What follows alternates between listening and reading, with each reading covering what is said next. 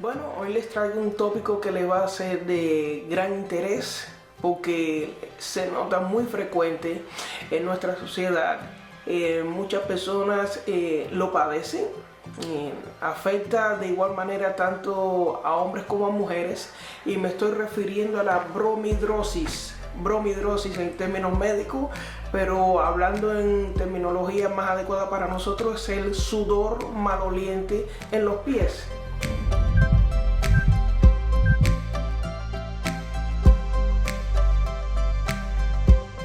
Los pies sudan excesivamente porque cada uno de ellos tiene muchas glándulas sudoríparas. Estamos hablando que entre los dos pies solamente hay 250.000 glándulas sudoríparas.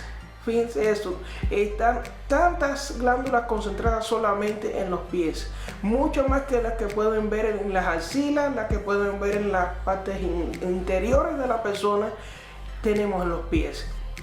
Entonces, ustedes saben que la sudoración o transpiración es muy importante. Esto es un proceso fisiológico que se lleva a cabo en nuestro cuerpo, y mediante esta sudoración el cuerpo elimina las toxinas y sustancias que no son necesarias para poder metabolizar.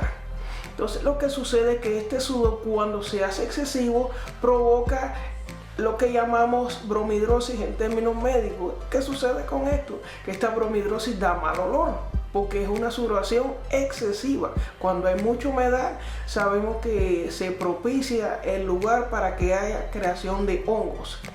Entonces, no hay la adecuada ventilación y esto causa problemas. La bromidrosis puede ser tratada, por supuesto, proveyéndole una mayor ventilación a los pies, utilizando zapatos que no sean tan apretados, que sean de color claro preferiblemente, así como las medias, y dando una ventilación adecuada a los pies. Hay muchos factores que están asociados a esta sudoración excesiva que hay en los pies, como factores externos. Pueden ser el ambiente en el que uno vive, puede ser la ocupación laboral que haya, puede ser también factores psicológicos como la ansiedad. Cuando uno está bajo mucha presión, hay muchas personas que se descompensan, y este nivel alto de ansiedad puede provocar excesiva sudoración en los pies. Entonces, algunos buscan atención tratando de ver cómo regular esto. Bueno, hay métodos que se pueden utilizar para eso.